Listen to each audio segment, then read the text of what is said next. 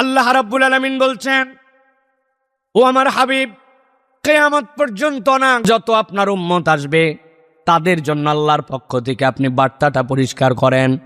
আল্লাহর নবীকে বললেন, ওয়াযাক্কির ফাইন্না যিকরা তানফাউল মুমিনিন। আপনি কোরআন, আপনি এই আল্লাহর জিকির, আপনি আল্লাহর পক্ষ থেকে যে বার্তা, এইটা আপনি স্মরণ করায় দেন। ওয়াযাক্কির, আপনি এইটা মানুষের কাছে জানায় দেন। আল্লাহ বলছেন, আমি আল্লাহ গ্যারেন্টার হলাম, ফাইন্না যিকরা, নিশ্চয় এই স্মরণ, নিশ্চয় আয়োজন, নিশ্চয় এই কোরআন শোনা, এইটা অবশ্যই অবশ্যই মুমিনদের জন্য কল্যাণ বয়ে নিয়ে আসবে।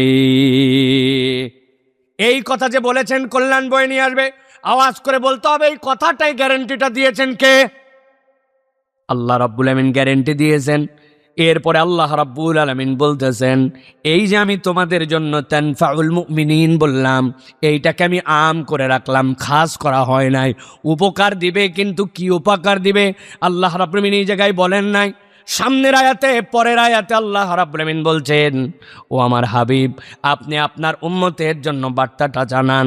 ওয়ামা খালাকতুল জিন্না ওয়াল ইনসা ইল্লা লিয়াবুদুন। আমি আল্লাহ রাব্বুল আলামিন জিন এবং ইনসানকে কেবলমাত্র একমাত্র আমার ইবাদতের জন্য সৃষ্টি করেছি। এই আয়াতে কারিমা শুনে নাই, জানে না, এরকম এখানে একজন লোক নাই। কিন্তু এখানে আমাদের আকীদার বিষয়, আমাদের কতকগুলা বিষয় আছে যেই বিষয় হয়তো বা আমি জানি না। আমি আল্লাহর জন্য 5 জায়গানা নামাজ পড়ি, 2 বার আমি হজ করছি, 1 বার আমি উমরা করছি, রমজান মাসে রোজা রাখি, সাপ্তাহিক রোজা রাখি, আল্লাহর জন্য দান খয়রাত করি। এইগুলা সবগুলা ইবাদত। আমরা অনেক সময় মনে করি আল্লাহ আমাদেরকে ইবাদত করতে বলেছেন, নিশ্চয় ইবাদত বন্দিগি করলে আল্লাহর লাভ হয়। আল্লাহ রাব্বুল আলামিনের মর্যাদা বোধহয় ইবাদত বন্দেগী করলে বান্দার ইবাদতে আল্লাহর বোধহয় মর্যাদা বাড়ে। আহলে সুন্নাত ওয়াল জামাতের আকীদা হচ্ছে, দুনিয়ার মানুষ ভালো করে জেনে নাও, দুনিয়ার সব মানুষ যদি আল্লাহর ইবাদত করতে শুরু করে, আমার আল্লাহর ইজ্জত এত উচ্চ, আমার আল্লাহর ইজ্জত 1 চুলো বাড়ে না। আর দুনিয়ার সব মানুষ যদি আল্লাহর ইবাদত করা বাদ দিয়ে দেয়, আমার রব্বুল আমিনের ইজ্জত এমন জায়গায়, দুনিয়ার সব মানুষ ইবাদত বাদ দিয়ে দিলেও আমার রবের ইজ্জত 1 চুল পরিমাণ কমে না। সুবহানাল্লাহ। তাহলে আমরা কেন আল্লাহর ইবাদত করি? ইবাদতের কারণ কি? আল্লাহ রাব্বুল আলামিন ক্লিয়ার করতেছেন বান্দাদের জন্য। আল্লাহ জানাচ্ছেন, নবী আপনি জানাই দেন, মা উরিদু মিনহুম মির রিজকি ওয়া মা উরিদু আন ইউতঈমুন। আল্লাহ বলতেছেন, ও দুনিয়ার মানুষ, তোমরা যে ইবাদত করো, মনে করো না তোমরা আল্লাহ রাব্বুল আমিনকে খাওয়াও, রব্বুল আমিনকে রিজিক দাও। আল্লাহর জন্য ইবাদত করা আল্লাহর রিজিক নয়, আল্লাহর খাদ্য নয়, বরং রব্বুল আমিন বলতেছেন, বান্দা তুমি জেনে রাখো, ইন্নাল্লাহা হুয়ার রাজ্জাক, নিশ্চয় তোমার আল্লাহ হচ্ছেন তোমার জন্য রাজ্জাক, রিজিক দাতা। কেমন রাজ্জাক জানো নাকি? আল্লাহ বলছেন, যুল কুওয়াতিল মাতিন, যিনি অসীম শক্তিধর, দুনিয়ার সবাই তার কাছে মুখাপেক্ষী, তিনি কারো কাছে মুখাপেক্ষী নন। আল্লাহ হচ্ছেন এমন রিজিক দাতা। সুতরাং ইবাদত বন্দেগীতে তুমি আল্লাহকে রিজিক দাও না, আল্লাহকে খাওয়াও না, বরং আল্লাহ অমুখাপেক্ষী রিজিক দাতা, শক্তিধর, যিনি বান্দা তোমাকে রিজিক দেন। আল্লাহ যে আমাদের রাজ্জাক, এ বিষয়ে আমাদের কোন রকম কনফিউশন আছে? সন্দেহ আছে? আওয়াজ করে বলতে হবে, ইমানের বিষয় সন্দেহ আছে? যখনই বলবো আমি আওয়াজ করে বলতে হবে, বুঝবেন এর পিছনে কোনো কথা আছে, উদ্দেশ্য আছে। আপনি মনে করছেন আমি এমনি এমনি আপনার থেকে আওয়াজ নিছি না, এমনি এমনি নেই নাই। আপনি কুমিল্লার মানুষ, আপনি মনে করছেন আল্লাহ আমার রাজ্জাক, কে না জানে না? আল্লাহর রাজ্জাক সবাই জানে। ওই মক্কার আবু জেহেল, উতবা, শাইবা তারাও জানতো। আল্লাহ কোরআনে জিজ্ঞাসা করেছিলেন তাদেরকে, মাইয়ারযুকুকুম মিনাস সামাই ওয়াল আরদ আম্মান ইয়ামলিকুস সামআ ওয়াল আবসার। ওই আবু জেহেল, আবু লাহাব, উতবা, শাইবা বলো, আসমান জমিন থেকে রিজিক দেয় কে? ওরাও বলছিল রিজিক দেয় আল্লাহ, আল্লাহ ছাড়া কেউ রিজিক দিতে পারে না। আপনি আমিও তো স্বীকার করবো, ইমানদার আমরা, তাহলে আমরাও বলেছি রিজিক দাতা আল্লাহ। কিন্তু পয়েন্টটা যেই জায়গায়, সেই জায়গায় হচ্ছে আল্লাহ যে রাজ্জাক, এই রাজ্জাক কেমন রাজ্জাক, রিজিক দাতা মানে কি, এইটার বিষয়ে আমাদের কনসেপ্ট ক্লিয়ার নয়। চাচা অবস্থা কি সংসারের? বলে আল্লাহর দয়ে বাবা কিছু থাক বা না থাক, বাজার হাটের চিন্তা আল্লাহ আমার রাখে নাই। যে পরিমাণ ফসল আছে, আগামী 1 বছরের ধান রেডি, বাজার আল্লাহর দয়ায় চলতেছে। ও 7 দিনের বাজার তো ফ্রিজেই আছে। কথা বলেন। তাহলে আপনার কনসেপ্ট আল্লাহ হচ্ছেন রাজ্জাক, তার মানে তিনি কেবল আপনাকে খাওয়ায়, আপনার বাজারের টেনশন নাই। মানে আপনি মনে করছেন রব্বুল আলামিন আমার জন্য রাজ্জাক। আপনি যদি আল্লাহ কেবল আপনাকে খাওয়ায় আর আল্লাহ আপনার বাজারের টেনশন দূর করছে, এইটাকে যদি আপনি রাজ্জাক বলেন, তাহলে আল্লাহর রাজ্জাকের আপনি মাত্র 5% বুঝেছেন, 95% আপনি এখনো বুঝেন নাই। বলবেন কেমনে? ঠান্ডা মাথায় একটু কয়েকটা উদাহরণ বোঝেন, তাহলে বুঝবেন রব্বুল আলামিন কেমন রাজ্জাক আপনার আমার জন্য। এই বাংলাদেশে এই সিজনে আবহাওয়া দারুণভাবে ঠান্ডা হয়েছে, কিন্তু যতই ঠান্ডা হোক, ফ্রিজের ভিতরে যে ঠান্ডা আপনার এই পরিমাণ ঠান্ডা এখনো হয় নাই, 0 ডিগ্রি সেলসিয়াস হয় নাই, ঠিক কিনা? কিন্তু আমি একবার আমেরিকার সফরে ছিলাম, থাকা অবস্থায় মিশিগানে গেছি। মিশিগানে যাওয়ার পরে সেখানে দেখি আসমান ভাঙ্গে মনে হচ্ছে তুলা পড়তেছে। দেখলাম তুলা পড়ে না, 10-15 মিনিটের মধ্যে জমিন সাদা হয়ে গেল, 2 ইঞ্চি 3 ইঞ্চি উঁচু হয়ে গেল। -17 ডিগ্রি সেলসিয়াস, আসমান থেকে তুষার পরে পরে আবহাওয়াটার অবস্থা অন্যরকম হয়ে গেল। ভালো করে মনে রাখেন, তাপমাত্রা হচ্ছে -17। ফ্রিজের তাপমাত্রা অনেক সময় -17 বা 18 থাকে। আরেকবার গিয়েছি হজের মধ্যে, আপনারাও দেখেছেন হজের দিন আরাফাতের ময়দানে কি পরিমাণ গরম, 45 degree Celsius, feel like 50 degree Celsius, মনে হয় সব কিছু জ্বলে পুড়ে শেষ হয়ে যাবে। তাহলে একটা আবহাওয়া 50 ডিগ্রি, আরেকটা -17 ডিগ্রি। আমি বোঝানোর জন্য বলছি, আপনি যদি এই 17 ডিগ্রি সেলসিয়াসের তাপমাত্রাটা নিঃশ্বাসের মধ্যে টেনে নেন, আর ওই ঠান্ডাটা যদি আপনার বুকের মধ্যে যায়, বেশিক্ষণ লাগবে না, 2-4 ঘন্টার মধ্যেই আপনার নিউমোনিয়া হয়ে, আপনার শ্বাসকষ্ট হয়ে আপনি আটকায় আপনি মরে যেতে পারেন। আবার আপনার 50 ডিগ্রি সেলসিয়াস, ওই তাপমাত্রা যদি আপনি আপনার অন্তরের মধ্যে, আপনার ওই নিঃশ্বাস দিয়ে আপনি বুকের মধ্যে নেন, তাহলে সেইটাই এমন গরম, আপনার জন্য আপনার যে রক্তের যে কণিকাগুলো আছে, শ্বেত কণিকা, আপনার জন্য যেই রক্তগুলাকে জমাট বাঁধানো আছে, সেইগুলা গরমে সেইগুলাকে ভেঙে দিবে, আপনার সাথে সাথে ব্লিডিং হয়ে হয়তো আপনি মারা যেতে পারেন। কিন্তু আল্লাহ রাব্বুল আলামিন আপনার কেমন রাজ্জাক, এই রাজ্জাক রব বোঝার জন্য আল্লাহ আপনার আমার নাকের মধ্যে ছোট্ট একটু একটা যন্ত্র লাগায় রাখছেন। চিনিও না কোথায় আছে, বুঝিও না। যন্ত্রটা হচ্ছে ফেরোনাস। কাজ কি এইটার? মাইক্রো সেকেন্ডের মধ্যে আপনার বাহিরের আবহাওয়া যেরকমই হোক না কেন, বাহিরের আবহাওয়া গরমটা যেরকমই হোক না কেন, আল্লাহ রাব্বুল আলামিন মাইক্রো সেকেন্ডের মধ্যে এটাকে কনভার্ট করায়া আপনার বুকের জন্য যেইটা লাগবে, ওই ঠান্ডাটাকে গরম করে পাঠান, ওই গরমটাকে আবার ঠান্ডা করে আপনার বুকের উপযুক্ত করে পাঠান। বান্দার এর জন্য কোনোদিন পেমেন্ট করতে হয় নাই, আলাদা কোনোদিন কোনো ফিল্টারিং করে এইটার জন্য কোনো কারেকশান করতে হয় নাই।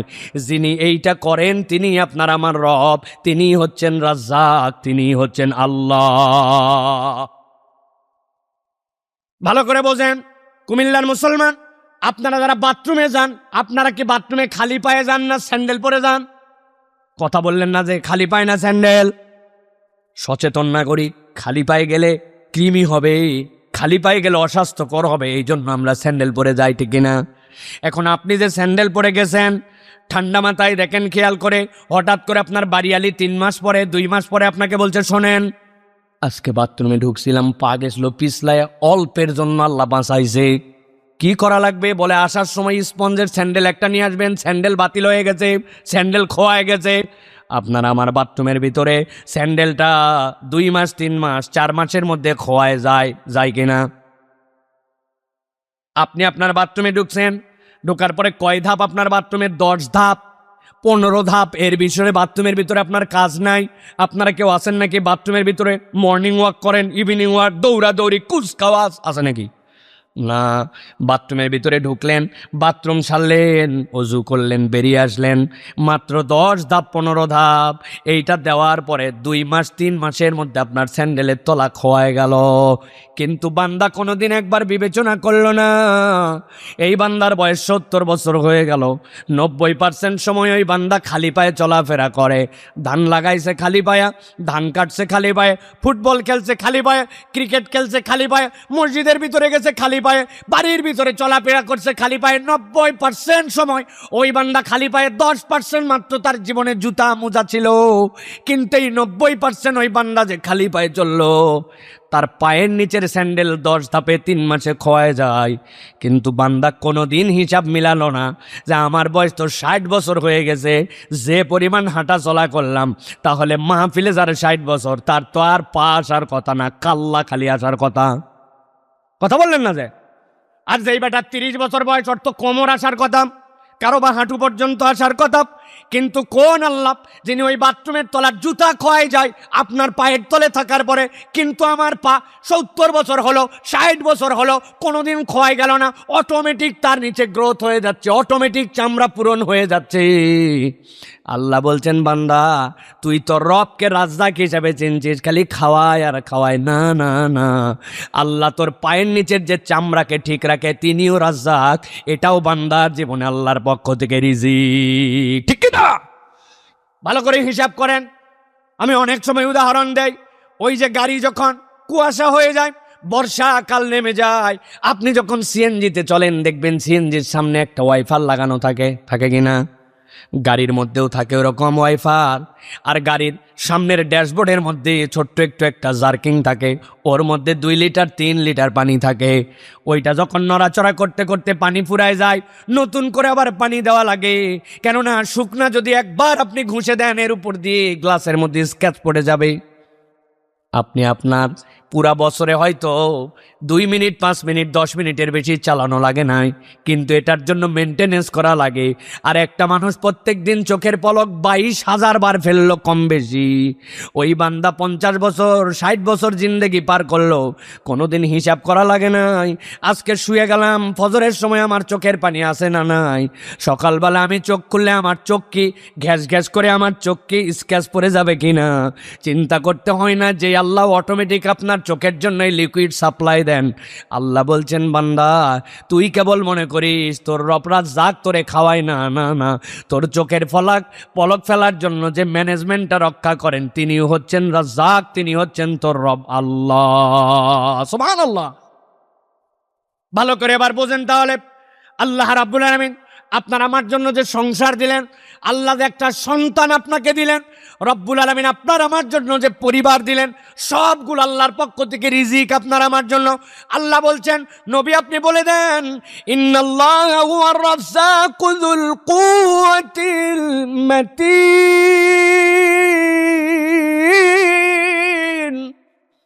তোমার রব হচ্ছেন রাজ্জাক, যিনি যুল কুওয়াতিল মাতিন, তিনি হচ্ছেন অমুখাপেক্ষী, তিনি হচ্ছেন ক্ষমতার চূড়ান্ত শক্তিধর।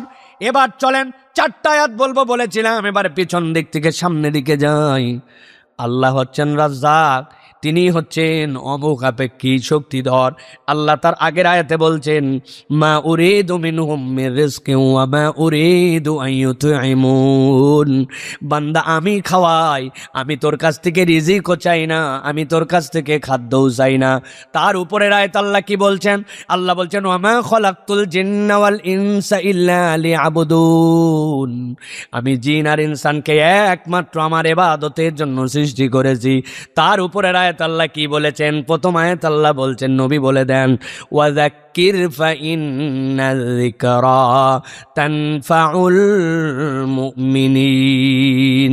ও আমার হাবিব, আপনি এই জিকির মানুষকে জানান, নিশ্চয় এই জিকির মুমিনদের জন্য উপকার দিবে। আল্লাহ উপকারটাকে আম করে রেখেছেন। আর শেষে আল্লাহ বলতেছেন, ইন্নাল্লাহা হুয়ার রাজ্জাক, আল্লাহ হচ্ছেন তোমার জন্য রাজ্জাক। মুফাসসিরিনে কেরাম ব্যাখ্যা করছেন, আল্লাহ রাজ্জাক হিসাবে বান্দাকে যেরকম সব কিছু দিতে পারেন, আল্লাহ আল্লাহ বলছেন জিকিরের দ্বারা তোমাকে উপকার দেব, এটাকে খাস না করে আম করে রেখেছেন।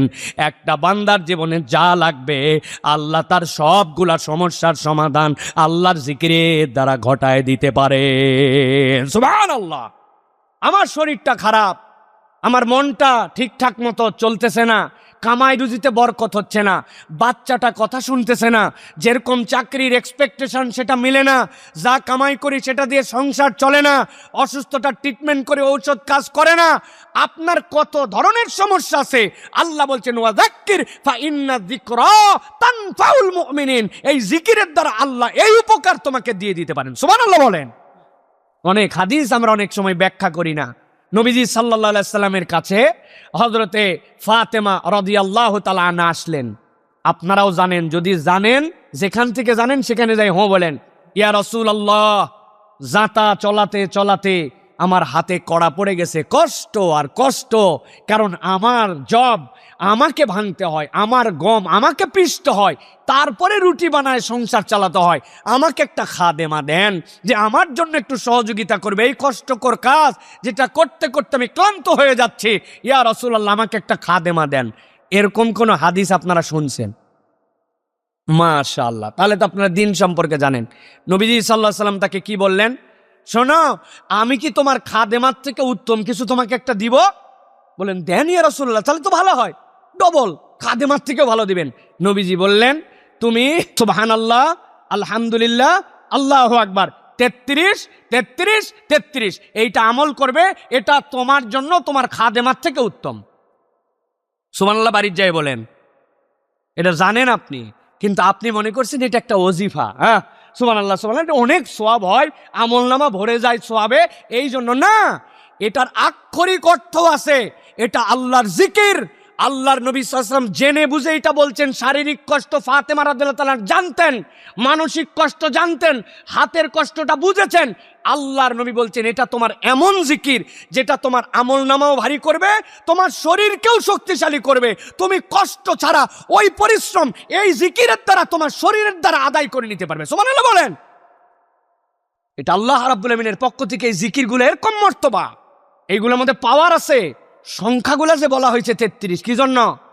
এইগুলোর মধ্যে হিডেন কোড আছে, আপনি বুঝবেন না, আপনি ফিল করবেন না, কিন্তু যারা সফটওয়্যার ইঞ্জিনিয়ার তারা জানে। আপনি মোবাইলটা নিলেন, নেওয়ার পরে বলছেন ভাই একটুখানি আমার বিদেশে এক ছেলে আছে, কল করো তো। আপনি মোবাইল কিনছেন 1 লাখ টাকায়, সিমের মধ্যে আছে 1000 টাকা, এমবি আছে অনেকগুলা, 5G ইন্টারনেট, মোবাইল আপনার নিজের টাকার কিনা। আপনি মোবাইলে নাম্বার চাপে লাল বাটন যেটা আছে ওইটা দিয়ে কল দিচ্ছেন, যাবে তো না ভাই? যারা বুঝেন নাই তাদের উত্তর দেওয়ার দরকার নাই। কি বলেন যাবে না? অবশ্যই যাওয়াই লাগবে। আমার নিজের টাকায় কিনা মোবাইল, আমার নিজের ইন্টারনেট ঢুকানো আছে, যাবি না মানে যাওয়াই লাগবে। আমি লালই চাপি আর সবুজি থাকি, আমার ব্যাপার। কাজ হবে, কাজ হবে। লাল বাটনে চাপ দিলে যাবে না, কেটে যাবে। কি জন্য?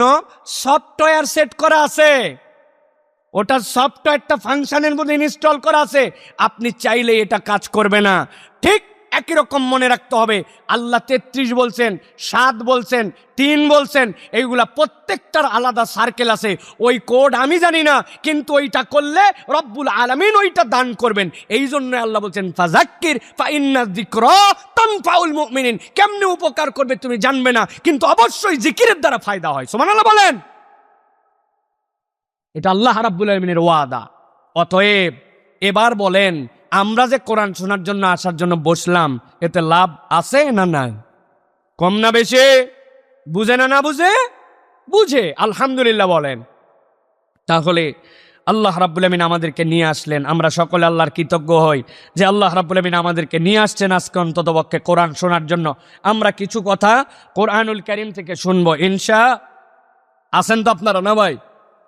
ইনশাআল্লাহ। আমার শ্রোতা কোনো মুরব্বী শ্রোতা না, মুরব্বীদের জন্য আমি কথাবার্তা জানি না, এই জন্য বলতে পারি না। কারণ এই চাচারা যত বড় আল্লাহর ওলিদের কথা শুনছে, বুজুর্গদের কথা শুনছে, আমাদের মতো এইরকম গুনাহগার, টোটা ফাটা, আমল নাই, এলেম নাই, তাদের কথা না শুনলেও চলবে। এই জন্য মুরব্বীরা থাকলে ভালো, চলে গেলেও সমস্যা নাই। ছুটি দেওয়া থাকলো আপনাদের বাবা, বউ আর শুনছেন আপনারা। আমার শ্রোতা হচ্ছে ইয়াং যারা, তরুণ যারা, এদের একজন থাকলেও আমার সমস্যা নাই। আমি মাইকালাকে দেখছি, তরুণ মানুষ আছে, আপনারা সবাই গেলেও কোনো প্রবলেম নাই, মাইকালা থাকলেও চলবে ইনশাল্লাহ। ইনশাআল্লাহ প্রিয় ভাইরা, এটা এই জন্য বললাম যে এখন আমাদের তরুণদের এমন একটা ধারণা হয়েছে যে তারা সব জেনে ফেলছে দুনিয়ার, ঠিক না ভাই? আর কুমিল্লা অঞ্চলে এক ঘাট বেশি জানে এখানকার লোকেরা, কেননা এখানকার প্রধান রপ্তানিকারক পণ্য ছিল মানুষ। তারা চলে গেছে আল্লাহর দয়ায়, যাওয়ার পরে তারা এখন সেই টাকা পাঠায়, আর এখানে ওনারা ফুটানি মারে, ঘুরে খায়, আর ভাব না আমার বাপ সুইডেন, তোরটা ডেনমার্ক, ওরে বাবা রে বাবা। এরা সিএনজিতেও কাউকে ভাগে নেয় না, একাই এক সিএনজি নিয়ে আছে। আমার বাপ বাইরে থাকে, টাকা পয়সা ওখানে ডলার ওরে, ইউরো উড়ে, উনার ধরার অত সময় পায় না। মাঝে মাঝে ঘুম থেকে উঠে যা ধরে ওইটাই আমাদেরকে পাঠায়, আর উনি এখানে তাপালিং মারায়। এত বড় মোবাইল নিয়ে ঘরে, জিন্সের প্যান্ট পরে ঘরে, উল্লুক পাল্লুকের মতো চুল কাটে, ইচ্ছা মতো আয়োজন, নামাজ নাই, কালাম নাই, কিচ্ছু নাই, ফুটানি মারে, তাপালিং মারে, আছে কিনা? ভালো করে বুঝেন, আওয়াজ করে বলেন, এরকম বালেগ হয়ে গেছে পুরুষ মানুষ আপনার গ্রামে আছে না নাই? কাদের ঘরে তারা আছে যে জোর করে বললেন? এইগুলা কি বস্তিতে থাকে? এগুলা কি বাড়িহীন ঠিকানাহীন থাকে? আসে বলার আগে দুইবার ভাবেন, আপনার ঘরে আছে, আমার ঘরে আছে। কিন্তু ভাব নিয়ে ঘুরে বেড়ায়, সব জেনে ফেলছে এরকম মুডে। কোরআনের সাথে তার কোনো তাল্লুক নাই, দ্বীনের সাথে তার কোনো সম্পর্ক নাই। এটা আমাদের জন্য অধপতনের কারণ। এই জন্য দিনদারি যদি আমাদের মধ্যে না থাকে, আল্লাহ রসুলের প্রিয়তা যদি আমার মধ্যে না থাকে, তাহলে বুঝবেন আমার ইমান আস্তে আস্তে কাটতির দিকে আছে। ইমান কাটতির দিকে নিয়ে কবরে গেলে বাঁচা যাবে না, ইমানটাকে বাড়ায় নিয়ে কবরে যাওয়া লাগবে, নচেত বাঁচার উপায় নাই। প্রিয় ভাইয়েরা, আজকে তাহলে আমরা একটা ভিন্ন প্রসঙ্গে আমরা অল্প একটু কথা শুনবো। সেটি হচ্ছে, আজকে আমরা যে প্রসঙ্গে কথা শুনতে চাই, দুনিয়াতেই মানুষ থাকে, মানুষ এই দুনিয়ার থেকে আল্লাহর কাছে চলে যায়। কিন্তু কতকগুলো মানুষ এই দুনিয়াতে থাকতেই, আল্লাহ বলছেন, তারা দুনিয়াতে থাকতেই ধ্বংসপ্রাপ্তদের তালিকায় নিজের নাম উঠায় নেয়। ওদের পরকাল কবর এত দূর যাওয়া লাগবে না, দুনিয়ায় থাকতেই এই মানুষগুলা নিজেরা নিজেদেরকে ধ্বংসপ্রাপ্তের তালিকায় উঠায় নেয়। আমরা কখনো ধ্বংসপ্রাপ্তের তালিকায় নিজের নাম উঠাতে চাই না, হালাক হয়ে গেছে এই তালিকায় থাকতে চাই না। আমরা বরং জান্নাতীদের তালিকায় নিজের নাম উঠাতে চাই, ঠিক কিনা? আজকে আমরা সংক্ষিপ্ত সময় শুনবো, উঠতে চাই জান্নাতের তালিকায়, কিন্তু আমি ভুল ট্রেনে উঠে আমি কি ধ্বংসপ্রাপ্ত নাম উঠে গেছি কিনা এটা তো আমি জানি না। কোরআন হাদিসের আলোকে দুনিয়াতে যে 60টা কারণে মানুষ ধ্বংসপ্রাপ্তের তালিকায় চলে যায়, আমরা এই 60টা শ্রেণীর সংক্ষিপ্ত বর্ণনা শুনবো। আব্দুল্লাহ ভাই ইনশাল্লাহ চলে আসবেন, ইনশাআল্লাহ এর মধ্যে আমি কথা শেষ করে ফেলবো। তাহলে ধ্বংসপ্রাপ্ত মানুষের কারণ কোরআন হাদিসের পরিভাষায় প্রাথমিকভাবে কয়টা? 60টা। বলেন কয়টা? 60টা। এইভাবে বললে হবে না, এইভাবে বললে ওয়াজ করবো না, আওয়াজ করে সকলের মুখ দিয়ে বলতে হবে। কয় কারণে কোরআন হাদিসের আলোকে প্রাথমিকভাবে মানুষ ধ্বংস হয়? এই যে 5 হাত, এই যে 5টা, এই হাতে কয় আঙ্গুল? অনেকের 6 আঙ্গুল আছে, তারা বুঝে তুলেন, কিন্তু এইটাতে 5 আর এই 2, একসাথে বলবো কয়টা? হাত তুলে দেখাতে হবে 60টা। রেডি? সব হাত নামান। আর যাদের 6 আঙ্গুল আছে তারা একটা তুলেন, কিন্তু আমি 8টা বলতে পারবো না। হ্যাঁ বলেন তাহলে, ধ্বংসপ্রাপ্ত মানুষের কারণ কয়টা? অনেকেই চিন্তা করছে, হুজুরি হাত তুলায় মোলায় কি শুরু করলে, ঠিক না? কারণ আছে। গত বছর আমি এত কষ্ট করে ওয়াজ করে যাওয়ার পরেও আপনারা সেই ওয়াজ পর্যন্ত মনে রাখতে পারতেছেন না। আর আপনারা বছরকে বছর খালি আয়োজন করবেন, আর কালকে যাওয়ার পর বলবেন একটা বক্তা আসছিল ফাটা ফাটা। একজন বলছে কুমিল্লায় কাজে আটকায় গেছিলাম ভাই, বক্তা কি ফাটালো? বলছে তা বলতে পারবো না, কিন্তু ফাটাইছে। এই ওয়াজ আছেন আপনাদের? চায়ের দোকানে ফাটাফাটি, আলোচনা ফাটাফাটি, বক্তা ফাটাফাটি, ওয়াজ ফাটাফাটি, খালি ফাটাইছে, কিন্তু ওয়াজ বাড়ির যায় না। কি ব্যাপার? এই জন্য আমি এত কষ্ট করতেছি যাতে ওয়াজটা বাড়িতে যায়। রাজি তো ইনশাআল্লাহ? 1 নম্বর, আল্লাহর কোরআন বলতেছে ওই ব্যক্তি ধ্বংস, দুনিয়ার বুকে অবয়বে সুন্দর, বাড়িঘর সুন্দর, খানাখানিতে সুন্দর, নানান কিছুতে সুন্দর, কিন্তু যার অন্তর শুদ্ধ নয়, অন্তর যদি অশুদ্ধ হয়, তাহলে ওই ব্যক্তি ধ্বংসপ্রাপ্তদের তালিকায়। নাউজুবিল্লাহ বলেন। আল্লাহ রাব্বুল আলামিন কোরআনুল কারীমের সূরা ইউসুফ 53 নম্বর আয়াতের মধ্যে বলছেন, ওয়ামা উবাররিউ নাফসি ইন্নান নাফসা লাআম্মারাতুম বিসসু ইল্লা মা রাহিমা রাব্বি ইন্না রাব্বি গফুরুর রহিম। আল্লাহ দুনিয়ার মানুষকে জানাচ্ছেন নফস মানে সবগুলাই ডেডিকেটেড নফস নয়, নফস মানে সবগুলাই আল্লাহর কাছে নিবেদিত নফস নয়। নফসের মধ্যে এমন কতকগুলো আছে যারা মানুষকে খারাপের দিকে নির্দেশ দেয়। লাআম্মারাতুম বিসসু, ওই অন্তর মানুষকে বলে তুমি খারাপ কাজ করো। আল্লাহ বলছেন তবে একটা অন্তর এই প্রভাব মুক্ত, ইল্লা মা রহিমা রব্বি, যদি রব ওই অন্তরের প্রতি দয়া করেন তাহলে সে বেঁচে গেছে, নচেত এমন অন্তর আছে ওই অন্তর তার ইলাহ হয়ে গেছে।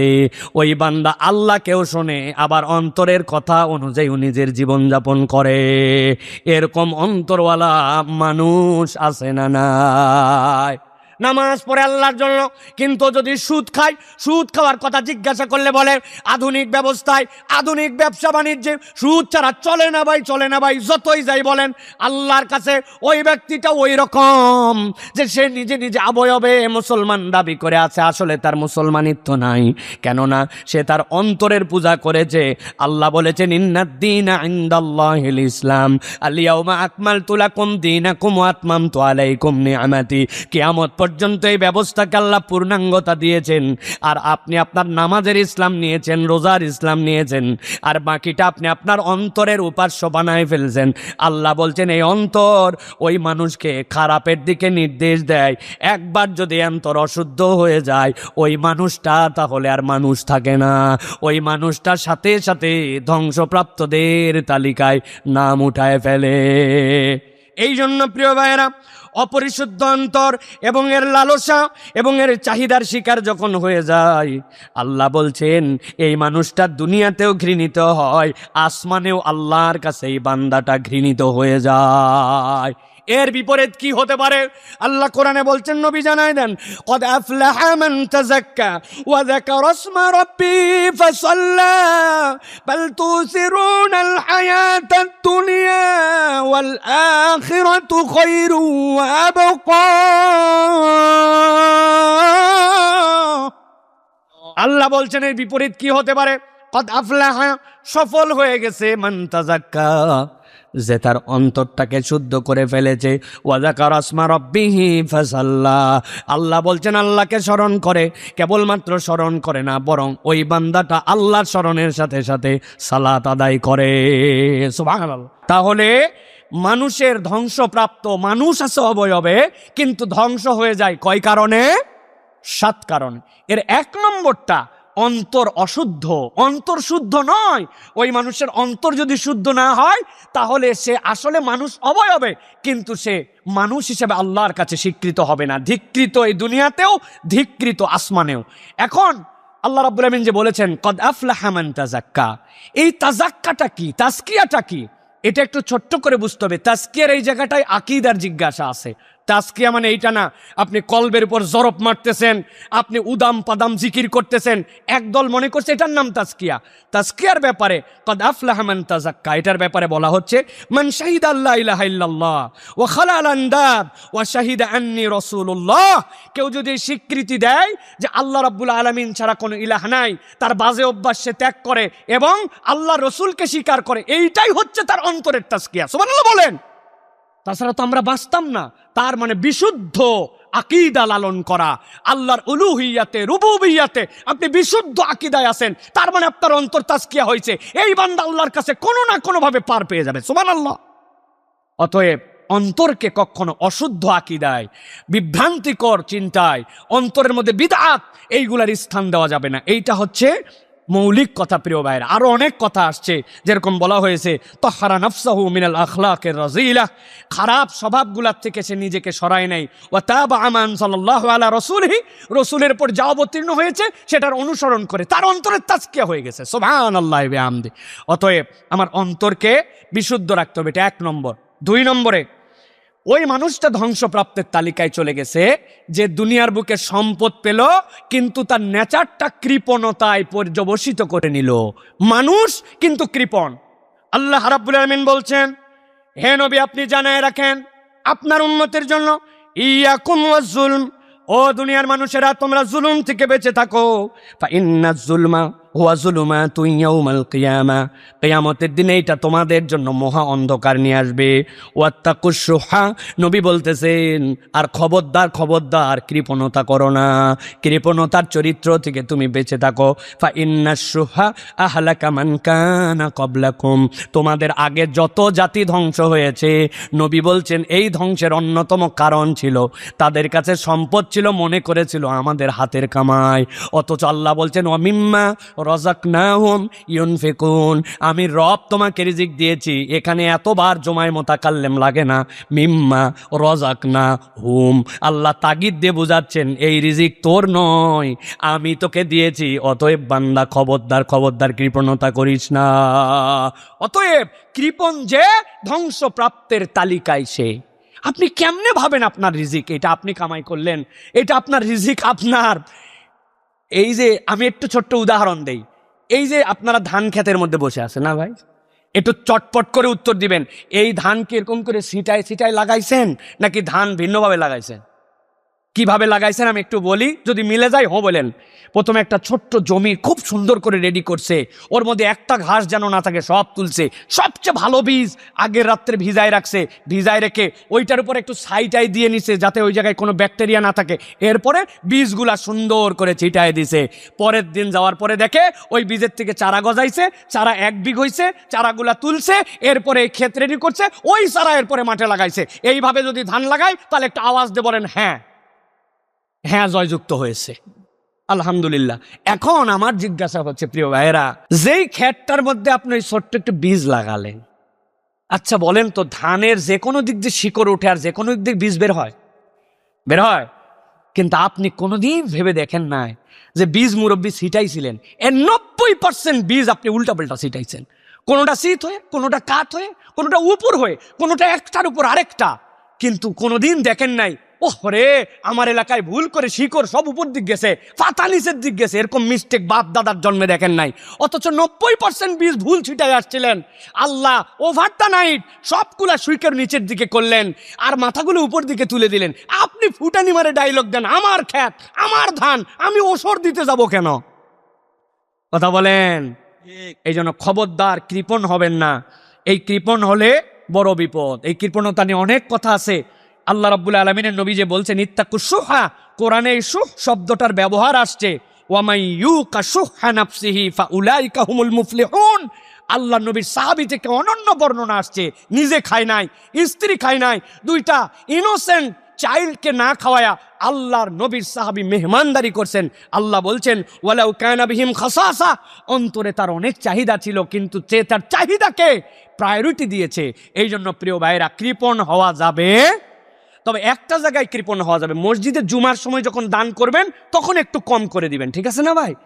আপনাদের এলাকায় আজকে জুমা ছিল, আবার না কি আবার না কি, আমার কাছে প্রমাণ আছে, তো ইমামও আছে প্রমাণও আছে আমার কাছে। আপনার এই জায়গায় দিছে বক্স, এরে বাবারে গতি কিরে 5G ঘের ঘের ঘের ঘের ঘের ঘের ঘের ঘের করে চলে গেছে ওই মাথায়।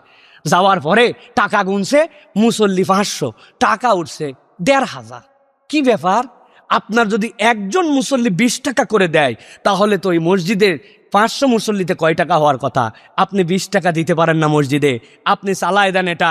কয় স্টুডেন্ট, কে স্টুডেন্ট? এই তোমার এলাকায় চা খাওয়ার জন্য বন্ধুকে দাওয়াত দিয়েছো, তুমি 1 কাপ চা খাইছো, ও 1 কাপ চা খাইছে, বিস্কুট খাইছে, 2জন মিলে এবার বিল দিতে যাবে। কয় তুই আমার এলাকায় আসছিস, খবরদার তুই বিল দিবি না। কয় তুই অনেক দিন পর দেখাইছে, তুই দিবি না, তুই দিবি না, তুই দিবি না। ধাক্কা ধাক্কি ঠেলায় শেষে দোকানদার বলছে 2জনই দেন। তখন তুমি স্টুডেন্ট থাকো না, মুরব্বী, তখন আপনি বেকার থাকেন না, অবসর থাকেন না, আপনি পান খান আপনি। আর আল্লাহর ঘরে সপ্তাহে 20 টাকা দিতে পারেন না আপনি, আল্লাহর ঘরের দান বাক্সকে আপনি ঠেলে পার করে দেন। মসজিদ অন্যের কাছে মুখাপেক্ষী হয়, আপনি মুয়াজ্জিন ইমামের বেতন 5-7 হাজার টাকা দেন না, তাহলে কেমনে হবে?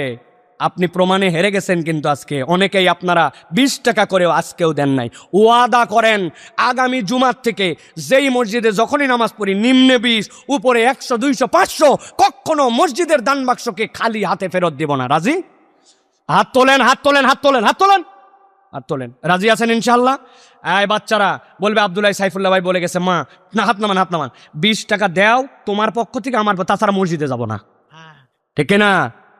কি লজ্জার কথা প্রিয় ভাই। আমার মুয়াজ্জিন কি বলছে জানেন? হুজুর এত ওয়াজ করছেন, জানেন না আজকে 17টা 1 টাকার কাঁচা পয়সা পাওয়া গেছে। আমি বললাম যাক, কেউ একজন হয়তো এই পুরাটাই নিয়ে আসে। বলছে না না হুজুর, আন্দাজে আপনি কি বলতেছেন, 17টা 1 টাকার নোট কেউ নিয়ে আছে নাকি? এখনো 1 টাকা দেওয়াই না মুসল্লি আছে। নাউজুবিল্লাহ আওয়াজ করে বলেন। আহা, লা ইলাহা ইল্লাল্লাহ। কৃপণ হয়ে গেছে, কিচ্ছু না। এরকম না যে অভাব, অভাব না এটা স্বভাব, অভাব না এটা স্বভাব, অভাব না এটা স্বভাব, ঠিক কিনা? এটা পরিবর্তন হতে হবে। তাহলে ধ্বংসের কারণ এটা 2 নম্বর প্রিয় ভাইরা। অনেক কথা ছিল, সংক্ষেপ করে দিলাম। 3 নম্বরে ওই অন্তরকে আল্লাহ ধ্বংস করে দিবেন। ধ্বংসপ্রাপ্তের তালিকার মধ্যে ঢুকে যাবে যে দাম্ভিক হবে। কে? দাম্ভিকতা। দাম্ভিকতা দেখতে বোঝা যায় মানুষ, কিন্তু আসলে আল্লাহর ধ্বংস প্রাপ্তের তালিকার মধ্যে ঢুকে গেছে।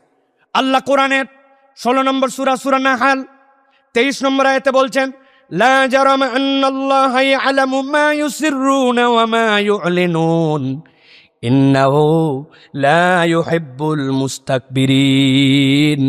বান্দা এরকম মনে করো না রব তোমার খবর জানেন না। তোমার যা প্রকাশ্য সেটাও আল্লাহ জানেন, তোমার যা গোপন সেটাও আল্লাহ জানেন। তবে আল্লাহ বলছেন, আল্লাহ এক শ্রেণীর মানুষকে একদম পছন্দ করেন না, দুনিয়াতে যারা দাম্ভিক অহংকারী। খবরদার খবরদার, অহংকারের মধ্যে নিজেকে নেওয়া যাবে না। লোকমান আলাইহিস সালাম তার সন্তানকে যতগুলো উপদেশ দিয়েছেন, সবচেয়ে দামি উপদেশ এক বাক্যের মধ্যে তিনি বলেছেন, ওয়ালা তুসাইর খাদ্দাকা লিন্নাস ওয়ালা তামশি ফিল আরদি মারহা। মানুষের দিক থেকে মুখ ফিরাই নিও না, দুনিয়ার বুকে তুমি কখনো দাম্ভিক ভাবে চলাফেরা করো না। ইন্নাল্লাহা লা ইউহিব্বু কুল্লা মুখতালিন ফাখুর। আল্লাহ দুনিয়ার বুকে অবাধ্য আর দুনিয়ার বুকে অহংকারীকে আল্লাহ পছন্দ করেন না। অহংকার কাকে বলে? এটা তো আমাদের কনফিউশন আছে। অহংকারের একটা সংজ্ঞা জানি না, একটা খালি জানি এই লোক দেখানো, ভাব দেখানো। না না না, লোক দেখানো, ভাব দেখানো সব ক্ষেত্রে অহংকার নয়। অহংকারের 1 নম্বর সংজ্ঞা হচ্ছে সত্য জানার পরেও সেখান থেকে মুখ ফিরায় নেওয়া। আপনি সত্য চিনেন, হক চিনেন, এই আকীদাটা সত্য আপনি জানেন, কিন্তু বাপ দাদা জানতো না, আমাদের হুজুর আগে কি বুঝে নাই, সব আপনারাই খালি বুঝছেন। আপনি সত্য পরিষ্কার হওয়ার পরেও মুখ ফিরায় নেন, এটা সবচেয়ে বড় অহংকারী। আপনি অন্য অহংকার করেন, আল্লাহ মাফ করতে পারে, এটা আপনাকে মাফ করবে না। সত্য আপনি জানেন, হক আপনার সামনে পরিষ্কার, আপনি তাও স্লোগান দিচ্ছেন, অমর ভাইয়ের চরিত্র ফুলের মতো পবিত্র, নামাজ পড়েনি বিগত 40 দিন ফজরেরটা জামাতে 1 ওয়াক্ত, আপনি তারপরেও তার পিছে স্লোগান দেন। আপনার চেয়ে বেহায়া মুসলমান আর নাই, ঠিক না? আপনি সত্য জানেন, বেনামাজির পক্ষে আপনি থাকতে পারেন না, কিন্তু আপনি নিজেও বেনামাজি, এইটাও বেনামাজি। আমি মাঝে মাঝে মজা করে বলি, এলাকায় ছোট্ট ছোট্ট বাচ্চা কাচ্চারা বিড়ি খায়, সিগারেট খায়, জানেন আপনারা? আগের দিনে ছিল ভাই, কিন্তু ওরে আল্লাহ, আমরা দেখছি আমাদের বড় ভাইদেরকে বিড়ি খাইতে, বড় ভাইদেরকে মানে পাড়া মহল্লায়, পকেটের মধ্যে সব সময় ওই ইয়ার পাতা রাখতো, লেবুর পাতা। একটা বিড়ি খাইলে ওরে আল্লাহ কে ধরে কি করে, কত সিফা সাফা। আর এখন পিচ্ছি পিচ্ছি পোলাপান মুখের উপরে মারি দেয়, আর মুরব্বীরা ওভারলুক করেন, না না আমি দেখি নাই, না দেখার ভান করে চলে যায়, ঠিক না? কেন? এটা 2টা কারণ। একটা কারণ বলতে পারবো না, একটা বলতে পারবো। একটা হচ্ছে যে এই ছেলেদেরকে যারা শাসন করবে, এই শাসনের আমর বিল মারুফের চরিত্রওয়ালা কোনো বড় ভাই, নেতা, দায়িত্বশীল নাই।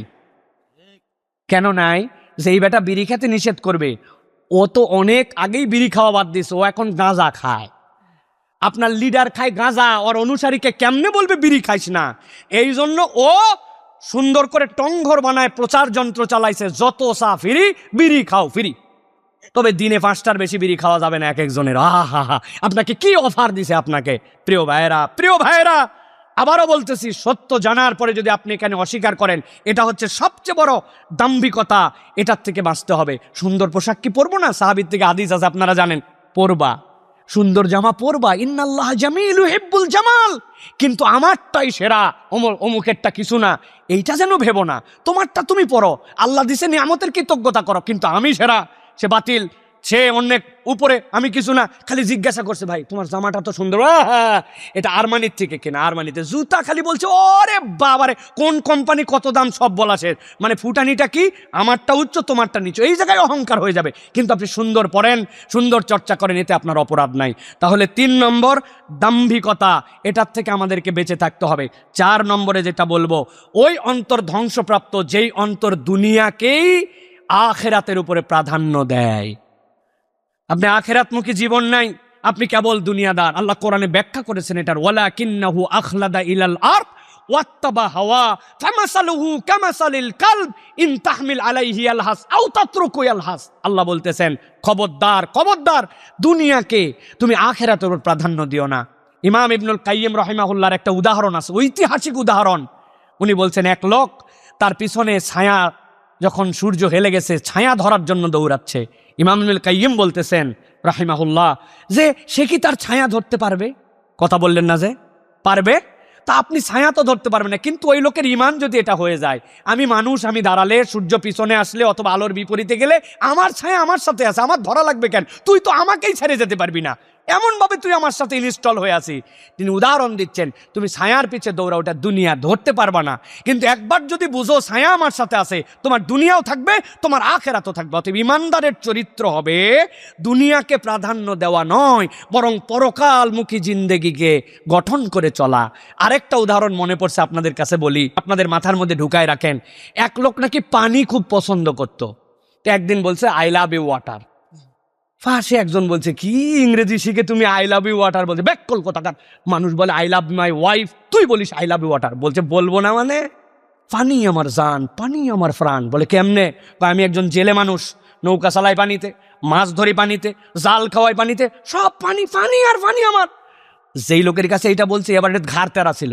ওই বলছে ব্যাককল কথা তো ঠিক, আমি প্রথমে বুঝি নাই, তুই তো 100 right, I love you water, it's okay. But ভালোবাসার লোকের সাথে মিলন হওয়া লাগে। তুমি উপরে ওই জায়গায় বসে বৈঠা মারো আর নিচে তোমার পানি। কথা হলো কি করা লাগবে? আর হাতে ছিল একটা শাবল, এক মুহূর্ত দেরি না করে ঘাই করে এক ঠেলা দিয়া নৌকার তলায় এতখানি ফুটা করছে। ফুটা করে বলছে তাকায় দেখ, গল গল করে পানি উঠতেছে, এখন তোর সাথে মিলন হবে। বুঝে থাকলে কুমিল্লার লোক বলেন, নৌকার তলা সিদ্ধ করে যদি গল গল করে পানি উঠে, এটিকে মিলন হবে না ডুবন? ও ভাই ঘুমায় যাননি যারা, একটু বলেন মিলন না ডুবন? আমাদের সালাফরা উদাহরণ দিচ্ছেন দুনিয়া লাগবে, তাছাড়া আল্লাহ রাব্বানা আতিনা ফিদ দুনিয়া বলতেন না। কিন্তু তোমার অন্তর কলব ফুটা করে যদি তুমি ঢুকাও, তোমার দুনিয়াও ডুববে, আখিরাতও ডুববে। দুনিয়াটা বাইরে রাখো, তাহলে নৌকাটা ভাসবে। অতএব প্রিয় ভাইয়েরা, দুনিয়াকে প্রাধান্য দেওয়া যাবে না। ইবনে মাজা এ বিষয়ে, ইমাম ইবনে মাজা এই বিষয়ে অনেক কথা বলেছেন যে আপনার এই দুনিয়ার প্রাধান্যতার ক্ষেত্রে কি কি আমাদের জন্য সমস্যা, সেটা আজকে আর বলতে গেলাম না। 5 নম্বরে ওই অন্তর ধ্বংসপ্রাপ্ত তালিকার মধ্যে যেই অন্তর শয়তানের কুমন্ত্রণা শোনে এবং এটার কোনো প্রোটেকশন নেয় না। কি বলছি ভাই? জ্বর হতে পারে, অসুস্থতা আসতে পারে, কিন্তু আপনার এটা রিমেডি জানতে হবে, এটা ট্রিটমেন্ট জানতে হবে। শয়তান তাকে যা বলে ওই অনুযায়ী শোনে। অথচ আল্লাহ রাব্বুল আলামিন বলছেন কামাসালিশ শাইতান ইজ ক্বালা লিল ইনসানি উকফুর। শয়তান দুনিয়ার মানুষকে বলে তুমি কুফরি করো। ফালাম্মা কাফারা ক্বালা ইন্নী বারিউম মিনক। যখনই সে কুফরি করে ফেলে, শয়তান এবার বলে আমি তোমার থেকে পানা যাচ্ছি, এর সাথে আমার কোনো সম্পর্ক নাই। ইন্নী আখাফুল্লাহ রাব্বাল আলামিন। শয়তান তখন ভালো সেজে যায়, সে বলে আমি আর আল্লাহকে ভয় করি। তার মানে শয়তান আপনাকে ধোঁকা দেয়। শয়তানকে আপনাকে চিনতে হবে। আপনার সবচেয়ে বড় শত্রু যে শয়তান, তার ব্যাপারে আপনার সম্মুখ ধারণা থাকা লাগবে। আল্লাহ এই জন্য বলেছেন ইন্নাশ শাইতানা লাকুম আদুউম মুবিন ফাত্তাখিযুহু আদুওয়া। এই শয়তান তোমার হচ্ছে প্রধান শত্রু। আফসোস আর দুঃখ, এই দুঃখ কার কাছে বলবো? মুসলমান তার শত্রুকে চিনে না, শত্রুর ঘাঁটি চেনে না, শত্রুর কার্যকলাপ সম্পর্কে তার কোনো ধারণা নাই, ঠিক না? বাপরে, কত অ্যাপস, কত কিছুতে তার কত ধরনের চিন্তা চেতনা, জানার কোনো শেষ নাই। কিন্তু শয়তানের চক্রান্ত কি এই সম্পর্কে আমি জানি না। আমার অ্যাপস যে আমার জন্য শয়তানের চক্রান্ত কিনা এই ব্যাপারেও আমার খবর নাই, ঠিক কিনা? এই জন্য প্রিয় ভাইরা, শয়তানের কুমন্ত্রণা থেকে এটা ট্রিটমেন্ট আছে, এটার অনেক কথা আছে, সে বিষয়ে আজকে আর কথা বললাম না। 6 নম্বরে সম্পদ এবং প্রতিপত্তির লোভ। কি বলছি? সম্পদ এবং প্রতিপত্তির লোভ। এই কথার মানে আছে আপনাকে একটা প্রভাবিত হতে হবে। এতদিন বিদেশে থাকলাম, এলাকায় যদি একটা প্রভাব আমার না থাকে, এত ইউরো কামাই করলাম, আমার যদি একটা সুখ্যাতি না থাকে, এটা হচ্ছে একটা ইঞ্জেকশন, যেটা দিয়ে মানুষ প্রতিপত্তির লোভে পড়ার পরে ওইটা মানুষ আর মানুষ থাকে না, তার অন্তরটা দুনিয়ার থাকায় অবস্থাতেই তার শেষ হয়ে যায়। রাসূলুল্লাহ সাল্লাল্লাহু আলাইহি ওয়াসাল্লাম থেকে হাদিস আসছে এ বিষয়ে, তিরমিজির মধ্যে আসছে। রাসূলুল্লাহ সাল্লাল্লাহু আলাইহি ওয়াসাল্লাম বলেছেন, 2টা ক্ষুধার্ত নেকড়ে বাঘকে ছাগলের পালে ছেলে দিলে যতটুকু না ক্ষতি করতে পারে আমার উম্মতের সম্পদের লোভ আর এই যে প্রতিপত্তি, এইটা তার চেয়ে বেশি ক্ষতি করতে পারে। আল্লাহু আকবার। নবী করিম সাল্লাল্লাহু আলাইহি ওয়াসাল্লাম কবে ওই মরুভূমির মানুষ আল্লাহর পক্ষ থেকে ওহী জেনে আপনাকে আমাকে জানাই দিয়ে গেছে নেকড়ের পাল আর কোথার থেকে বাঘ, কি অদ্ভুত অদ্ভুত হাদিসের মধ্যে আল্লাহ নবী সাল্লাল্লাহু আলাইহি ওয়াসাল্লাম আমসাল দিয়ে গেছেন আমাদের জন্য। অবাক করা এক একটা উদাহরণ নবী করিম সাল্লাল্লাহু আলাইহি ওয়াসাল্লাম সেট করেছেন।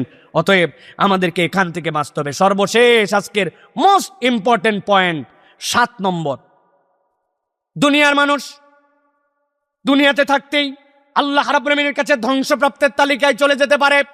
এমন একটা পাপ যেই পাপের কথা মানুষ জানে কিন্তু হিসাবের মধ্যে আনে না, সেইটা হচ্ছে তার প্রকাশ্য পাপ নয়, বরং তার গোপন পাপ।